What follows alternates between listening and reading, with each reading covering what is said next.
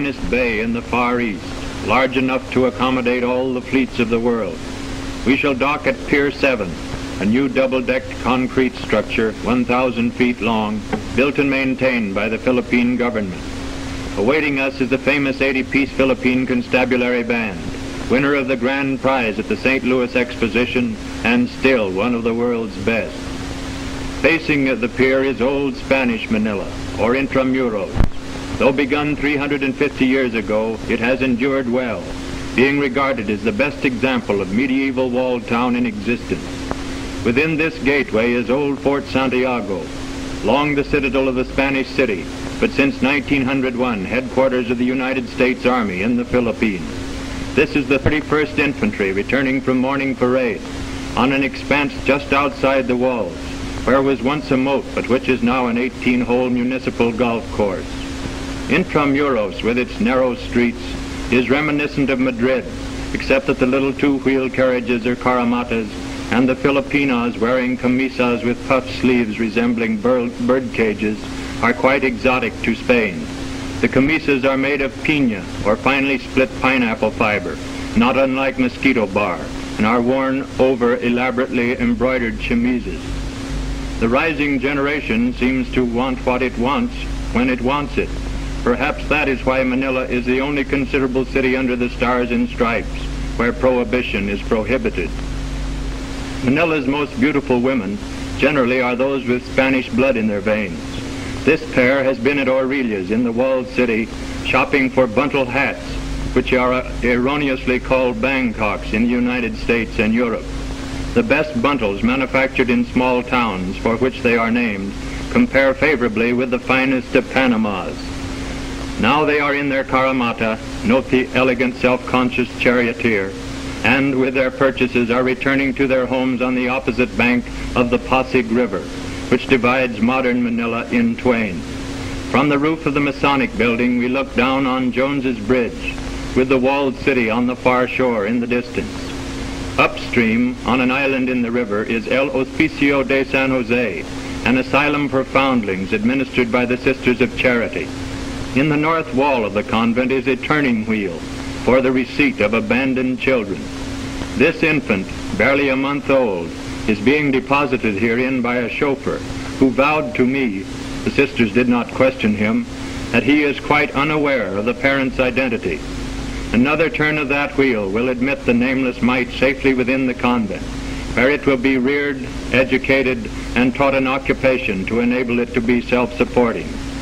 These little girls, all of whom were similarly forsaken in babyhood, are but a few of the 800 who now find asylum within San Jose.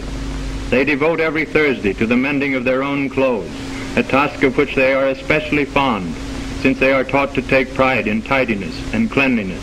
This pretty little lady is a mestizo, that is, half Filipina and half something else, probably Italian, while this toothless youngster swears that she's an American, like Will Rogers, and just as proud of it. On the north bank of the Pasig is the Escolta, the principal retail street of American Manila, lined with banks, theaters, and drugstores. Not chemist shops, but drugstores, with ice cream sodas, postcards, and pay telephones. The local Carabao, or water buffalo, has a wider spread of horn, an uglier anatomy, and a more invidious disposition than any of its tropical brethren. Still, it is the main beast of burden, its speed being wholly commensurate with the industry of the average peasant.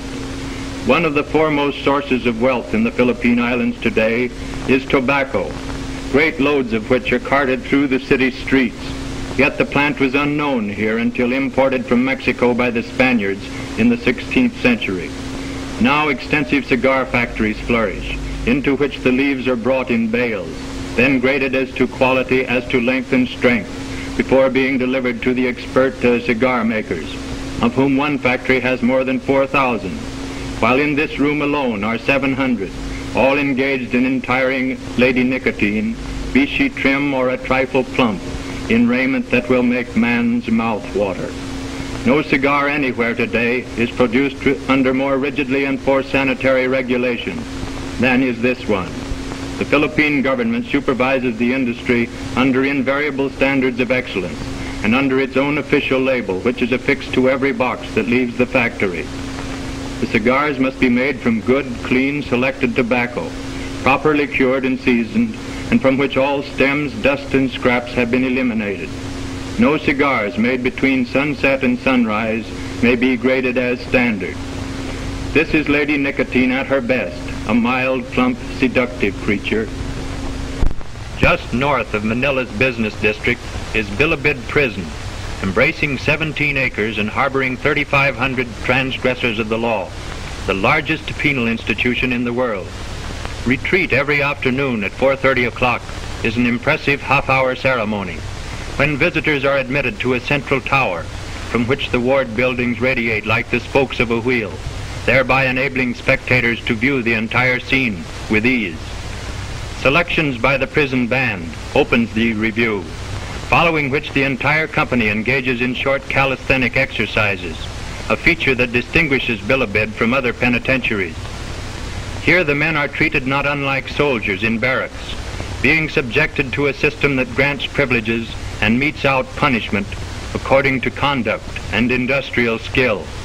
Uniforms of different colors indicate whether they are trusties, prisoners of the first, second, or third class, or apprentices.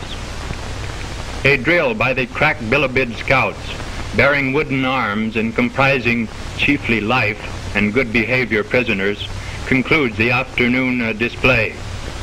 This is a part of the model program of regular work, recreation, and rest, which the authorities believe prepares the inmate for eventual good citizenship. In fact, so beneficent is the regime that most of the guards are stationed outside to restrain immigration rather than inside, as is customary, to thwart emigration. Tondo is the Nipa shack quarter of Manila, where native huts are set on stilts to provide plenty of ventilation and stables for the livestock beneath. To the westward towers Corregidor Island, above which hover perpetual banks of clouds. Almost every evening, the last rays of the dying sun stream through, so gorgeous that Manila's reputation for matchless sunsets pursues us to whatever port of call.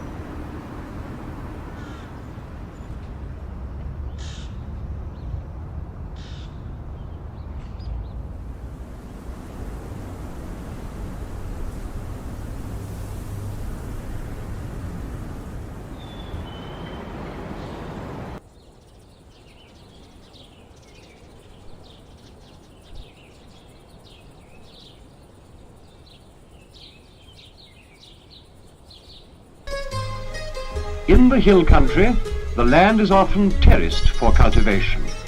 Here and in the valleys, good crops of rice, maize, sugarcane and tobacco are grown.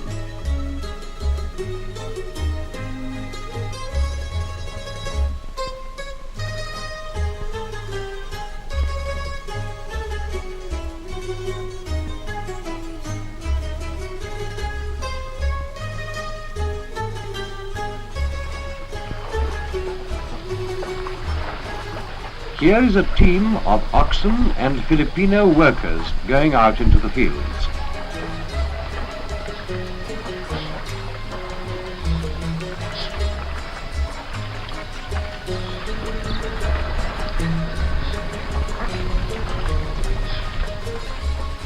The Filipinos, who are a Malay people mixed with Chinese and Spanish stock, are intelligent and industrious, adaptable and clever with their hands. More than half the population can read and write. During the last war, the islanders suffered heavily from bomb damage and invasion. Only now, with international help, are they recovering from it. There is only one big city, Manila, until recently the capital. It is a considerable seaport and commercial center with a population of about 500,000. Quezon, the new capital, is nearby. Apart from these, the people live mostly in small towns and villages, often accessible only by water.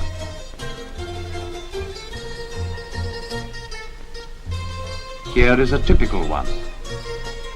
The Filipinos are nearly all Catholics. For centuries, the islands belonged to Spain. Indeed, their name derives from the Spanish king, Philip II. You can see the European influence in the way the people dress, and in their faces and physique there is evidence of Spanish blood. A stream runs through this village so that there is no lack of water. In fact, quite the reverse, so that houses are built on stilts as a protection against floods, and also against wild animals and snakes.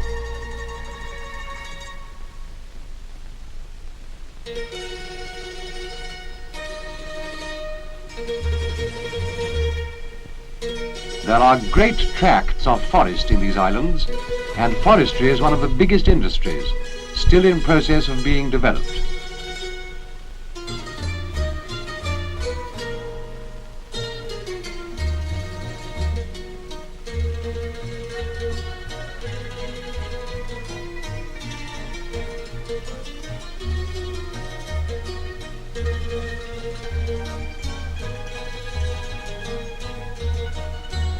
The Filipinos have obtained help and advice from other countries about forest conservation and management. And in return, they have been able to teach others something about their traditional techniques of transporting heavy timber across mountain valleys.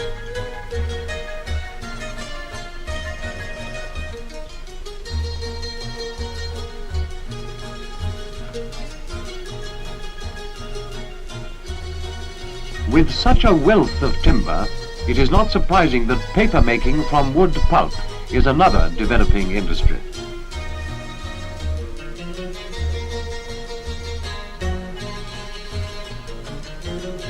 One of their great natural resources is marble.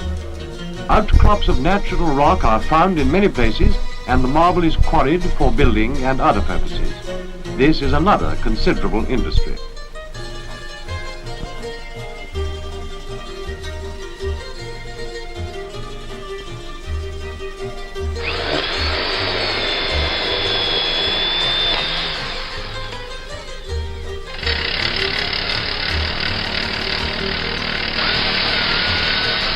The marble is also exported for sculpture or decoration.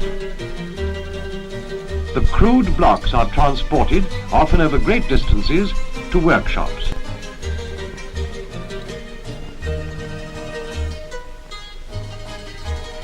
Here the stone is cut by machine and then polished to bring out the beauty of pattern and grain.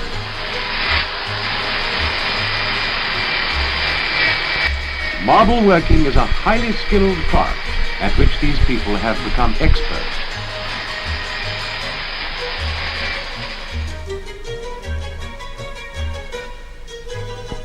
A traditional industry is the making of fine cotton textiles. Weaving and spinning by hand are age-old village crafts, and these are still carried on.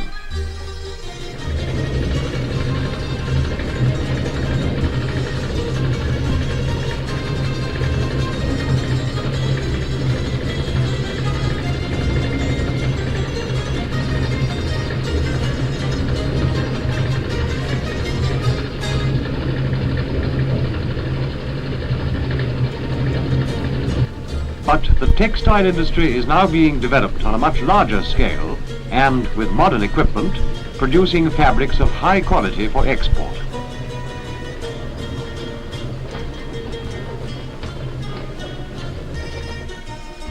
Another traditional village craft that is being developed into a modern industry is pottery.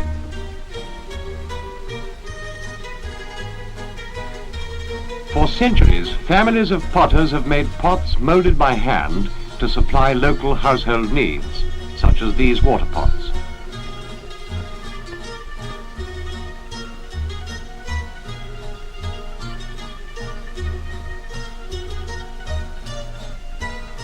The clay vessels are fired in open straw kilns.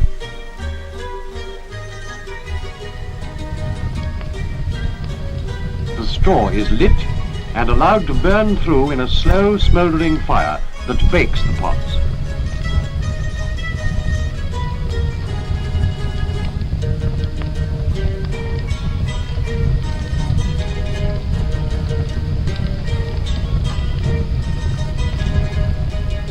Latterly, however, foreign technicians have been introduced to teach the Filipino workers the use of the wheel and other improved techniques, with the result that in this field also an export market is being built up.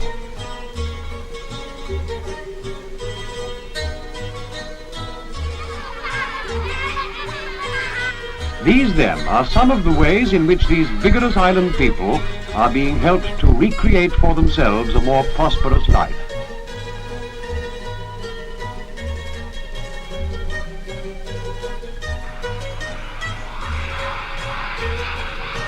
More than anything, they have been quick to grasp the possibilities for them of the aeroplane, which has largely solved the problem of transport and communication for these scattered and inaccessible islands.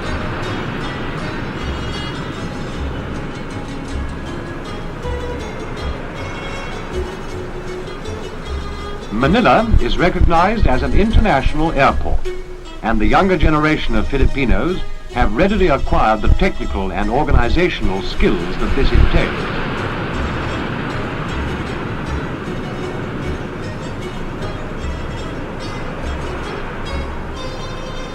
Thanks to the air, the Philippines are no longer cut off from each other and from the rest of the modern world.